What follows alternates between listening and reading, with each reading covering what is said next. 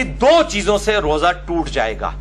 Number 1 کھانا پینا یا جسم میں کوئی چیز داخل کرنا, خواہ وہ ٹیکے کی شکل میں رگ میں ہو یا کھال میں ہو یا میدے میں کوئی چیز ٹپکا دی جائے. اور نمبر 2 بیویوں کے ساتھ ازدواجی تعلق کو قائم کرنا. اور صحیح بخاری میں اس کو سپورٹیو ایک تعلیقاً روایت موجود ہے جس کی صحیح اسناد المصنف ابن ابی شیبہ میں اور باقی کتابوں میں آپ کو مل جائیں گی. بہرحال بخاری میں امام بخاری 1938 نمبر حدیث کی ہیڈنگ میں یہ لے کر آئے ہیں. ابن عباس کا قول, وہ فرماتے ہیں کہ روزہ جسم میں کوئی شے داخل کرنے سے ٹوٹے گا, کوئی شے نکالنے سے نہیں ٹوٹے گا. بالکل ایک کیٹاگوریکل ڈیسیژن انہوں نے کر دیا. کوئی چیز نکلے گی اس سے روزہ نہیں ٹوٹے گا. پیشاب نکلا یا کیا کسی کو آ گئی, اسی طریقے سے خود بخود احتلام نائٹ فال والا مسئلہ ہو گیا, اس حوالے سے روزہ نہیں ٹوٹے گا. البتہ ایک ایکسیپشن ہے جو عورتوں کے مینسز کے حوالے سے ہے, وہ روزہ اسی وقت ٹوٹ جائے گا اور اس کی قضا جو ہے وہ بعد میں کرنی ہوگی. تو اس حدیث کے تحت کہ جسم میں چیز داخل کرنے سے روزہ ٹوٹ جائے گا, ٹیکا ہو, ڈرپ ہو یا بلڈ ڈونیشن ہو, خون کسی کو دینا ہو, کسی نے یعنی خون لگوایا اپنے جسم کے اندر, یا سگریٹ پینا ہو, ان سب چیزوں سے روزہ ٹوٹ جائے گا. البتہ ایک تھوڑی سی آسانی ایکسیپشن کے طور پر اگر دی جا سکتی ہے تو جو دمے کے دائمی مریض ہیں ان کے لیے انہیلر کا جو ایشو ہے. باقی جو وقتی طور پہ مریض ہیں ان کے لیے تو ہے کہ وہ روزہ چھوڑ دیں اور اس کو جو ہے وہ نہ رکھیں, اس کی جگہ فدیہ دے دیں. وہ انشاءاللہ اگلی دفعہ آئے گا. جو ورس کنڈیشن ہے یا کسی کو وقتی طور پر کوئی روزہ جو ہے وہ چھوڑنا پڑ گیا یا توڑنا پڑ گیا تو بعد میں اس ایک روزے کی قضا کر لے. لیکن جو یہ دائمی مریض ہیں جن کو سانس کا مسئلہ ہے, دمے کا پرابلم ہے اور وہ انہیلر یوز کرتے ہیں, ان کے لیے ایک ایکسیپشن اجتہاداً دی جا سکتی ہے اس حدیث کے تحت جو بخاری اور مسلم دونوں میں ہے.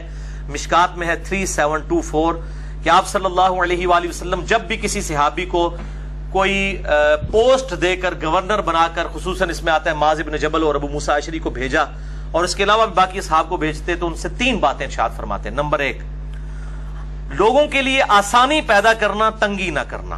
نمبر 2 خوشخبری سنانا, نفرت نہ دلانا. نمبر 3 اتفاق رکھنا, اختلاف نہ کرنا. لیکن یہ اتفاق جو ہے وہ جھوٹ کی بنیاد پہ نہیں ہونا چاہیے, علمی دلائل کی بنیاد کے اوپر. یہ نہ ہو کہ وہ اتفاق کے چکر میں آپ توحید کے اوپر بھی, ختم نبوت کے اوپر بھی کمپرومائز کر لیں. یہ وہ اتفاق نہیں ہے, وہ فساد ہے. تو اس حدیث کے تحت انہیلر والا جو ایشو ہے اس کے اوپر علماء کی 2 رائے ہیں, اور میں بھی یہ سمجھتا ہوں کہ جو علماء کہتے ہیں کہ روزہ نہیں ٹوٹتا وہ رائے زیادہ مضبوط ہے, کیونکہ ایک پرماننٹلی ایک بندے کے ساتھ ایشو لگا ہے. اور اگر وہ کہتے ہیں روزہ ٹوٹ جاتا ہے, پھر جن لوگوں کا یہ موقف ہے کہ انہیلر سے روزہ ٹوٹتا ہے ان کو پھر بالکل میدان عمل میں اتر کے یہ کہنا چاہیے کہ جو دمے کے مریض اور انہیلر یوز کرنے والے مریض ہیں ان پہ روزہ فرض ہی نہیں ہے, وہ صرف فدیہ دیا کریں. تو پھر ان کا اجتہاد مکمل ہوگا. میں ان کے ساتھ ہوں. جرت کریں یہ کہیں پھر کہ ان پہ روزہ نہیں, جرت کر کے کہیں نا. جب وہ انہیلر والا ایشو ہے تو وہ کبھی بھی روزہ نہیں رکھ سکتا کیونکہ اس کے ساتھ پرابلم رہتا ہے کنٹینیوسلی. تو یہی کہیں کہ پھر وہ روزہ نہ رکھے, فدیہ دے, تو بالکل یہ اجتہاد بھی انڈورس ہوگا, اس کے اوپر کوئی فتویٰ نہیں ہوگا اگر کوئی اجتہاد کے ساتھ یہ معاملہ کرتا ہے. اسی کانٹیکسٹ میں جو خون دینا ہے, ڈونیٹ کرنا ہے, بلڈ کوئی دے کسی کو, اپنا خون نکالے, تو ظاہر ہے وہ نکل رہا ہے, اور وہ ابن عباس کا قول ہے کہ نکلنے سے کوئی چیز روزہ نہیں ٹوٹے گا. تو اس حوالے سے بخاری اور مسلم کی ایک حدیث ہے مشکات میں 2002 کہ ابن عباس کہتے ہیں کہ نبی صلی اللہ علیہ وآلہ وسلم احرام کی حالت میں بھی اور روزے کی حالت میں بھی الحجامہ یعنی پچھنے لگوایا کرتے تھے, جسے ہم کپنگ کہتے ہیں. یہ طریقہ علاج ہے جس میں خون نکالا جاتا ہے. تو روزے کی حالت میں آپ صلی اللہ علیہ وآلہ وسلم خون نکلوا لیا کرتے تھے, تو بلڈ ڈونیشن بھی اسی کے اندر آئے گی. اگر خون نکال لیا جائے جسم سے تو روزہ نہیں ٹوٹے گا. البتہ اس میں ایک ایکسیپشن ہے, وہ صحیح بخاری میں حدیث ہے مشکات میں 2016 کہ انس بن مالک سے پوچھا گیا کہ آپ لوگ روزہ دار کے جو پچھنے لگوانے ہیں الحجامہ, اس کو نبی صلی اللہ علیہ وآلہ وسلم کے دور میں مکروہ کیوں جانتے تھے؟ تو انس بن مالک نے کہا کہ ہم اسے مکروہ نہیں جانتے تھے, یہ بالکل ٹھیک ہے, ہاں مگر کمزوری کے سبب. اگر کسی کو یہ خطرہ ہو کہ وہ جب بلڈ ڈونیٹ کرے گا تو اتنی کمزوری ہو جائے گی کہ بلڈ پریشر اس کا ڈراپ ہو جائے گا اور روزہ نبھا نہیں سکے گا, تو ایک حدیث میں آتا ہے کہ آپ صلی اللہ علیہ وآلہ وسلم نے بھی پچھنے لگوانے کے بعد روزہ افطار کر لیا، اگر کمزوری والا معاملہ ہو تو پھر آپ روزہ توڑ سکتے ہیں اور اس کی ایک قضا کریں گے، اس میں کوئی گناہ بھی نہیں ہوگا، ظاہر ہے مجبوراً ہی کسی کو بلڈ ڈونیٹ کیا جاتا ہے۔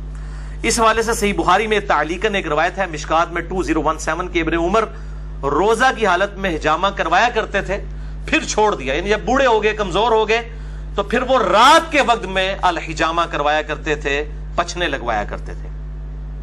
اب اسی پہ جو کہہ والا ایشو ہے وامٹنگ کا، الٹی کر دینا جسے ہم کہتے ہیں اپنی مادری لینگویج میں، وہ بھی ہوگا کہ اگر کسی پہ کمزوری طاری ہو جائے الٹی کرنے کے بعد تو ٹھیک ہے، وہ روزہ اپنا اسی وقت کھول لے، بعد میں ایک قضا کر لے، اور اگر اس کو خود بخود جو الٹی آئی ہے، کہہ آئی ہے، اس کے بعد وہ روزہ چلا سکتا ہے، چلائے، کوئی روزہ نہیں ٹوٹے گا، کیونکہ جسم سے چیز باہر نکلی ہے۔ صحیح بخاری 1938 کی ہیڈنگ تعلیقاً کہ نکالنے سے کوئی چیز روزہ نہیں ٹوٹے گا۔